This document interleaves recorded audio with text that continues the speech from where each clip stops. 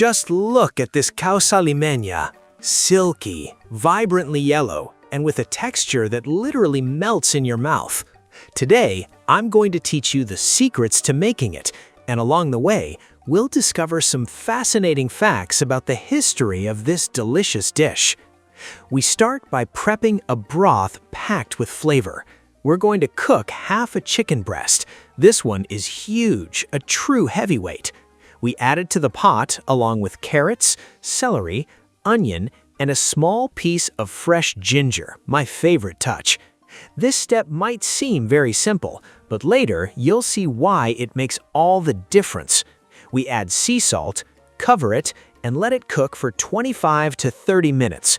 We want the chicken to be incredibly juicy and a broth packed with flavor, which you can also use later for other recipes. Meanwhile, in another pot, the real stars arrive, the potatoes. We're going to use 800 grams. Ideally, you want to use a starchy, floury potato. If you can find Peruvian yellow potatoes, even better. If not, Yukon Gold or red potatoes work beautifully too. The key is that when mashed, it turns out fluffy and smooth. That will be your best option for achieving a causa with a truly spectacular texture. We cover them with water, add salt, and let time do its work. After 25 minutes, we do the fork test. If it goes in easily, they're ready. And here comes the first secret, one of those that truly makes a difference. Peel the potatoes while they are still hot. Yes, it's totally worth it, because they mash so much easier, and you get an incredible texture. We pass them through a potato ricer, and if you have a Thomas or a fine mesh strainer, do not skip this step. By sifting the potato, you eliminate any tiny lumps and achieve a texture worthy of a high-end restaurant. Trust me, this detail completely changes the final result. While we are sifting, let me share a very interesting fact with you. Long before the arrival of the Spanish, the Andean peoples were already preparing food using potatoes and chili peppers, two fundamental ingredients of their diet. Over the centuries, that tradition evolved until it became the causa limeña we know today. Every time you make this dish, you are also bringing to life a recipe that has been passed down from generation to generation for centuries. Now, the magic begins. We add salt, pepper, and the ultimate flavor star, Aji Amarillo paste.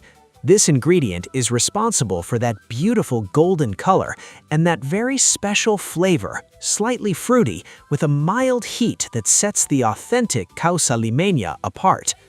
I usually blend the paste with a little bit of oil to get a much creamier and glossier mix. We start by adding about 4 generous tablespoons. Next, we incorporate the juice of 2 very juicy limes and start kneading with our hands. If you already mixed the Aji Amarillo with oil, there's no need to add more fat. If not, you can drizzle in a tiny bit of olive oil. Look at this texture. Silky, uniform, pliable. That's how it should look. A dough that can be easily molded without breaking apart. If you feel it still needs more intensity, you can add a bit more Aji Amarillo. I always add an extra tablespoon, simply because I love that flavor. Our chicken is now completely cool, and it absorbed all the aromas from the broth. Here comes another little secret. Instead of shredding it into long strips, I prefer to dice it very finely with a knife. The result is a much more uniform filling and a much cleaner, more pleasant bite. Now we add finely chopped celery, but first, remove the fibrous strings so it turns out much more tender. We also incorporate a bit of red bell pepper, a few drops of lime juice, salt, pepper, and mayonnaise. But pay attention, only use the necessary amount to bind all the ingredients. We want a creamy filling, never heavy or overly wet. While we mix the filling, here comes one of the most beautiful stories behind this dish. According to the most popular tradition, during the campaign for Peru's independence, many women from Lima would prepare and sell this dish to raise funds to support the soldiers of the liberating army. When offering it, they would say it was por la causa, meaning for the cause of liberty. Over time, that phrase ended up naming this wonderful recipe, which today is one of the greatest symbols of Peruvian gastronomy. And now we've reached the most awaited moment. Let's assemble our causa. I'm using a round mold about 4 inches wide, lightly greased with oil. We start by placing a first layer of potato and gently press the edges so it stays nice and compact. Next, we arrange some thin slices of avocado with a few drops of lime juice to keep it from oxidizing. On top, we distribute all the chicken filling. It looks like nothing else will fit, right? Well, here comes another trick. Gently lift the mold while you add the final layer of potato. That small movement creates just enough space to finish an elegant, tall, and perfectly defined causa.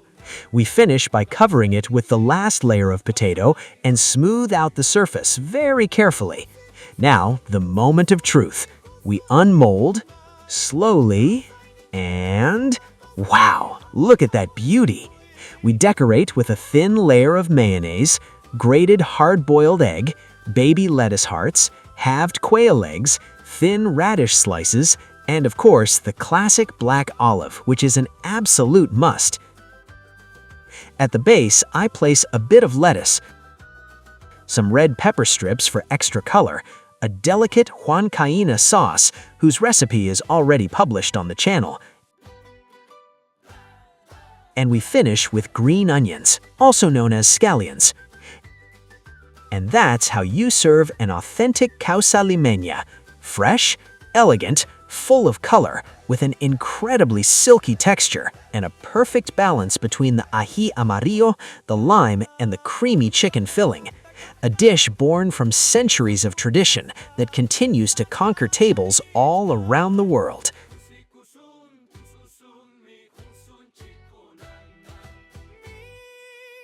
If you make this recipe, tell me which country you're watching from and what filling you like best for your causa limeña: chicken, tuna, seafood, or vegetarian. Share this video with someone who enjoys good food. And as we always say around here, ¡Hala, qué rico! Bon appétit!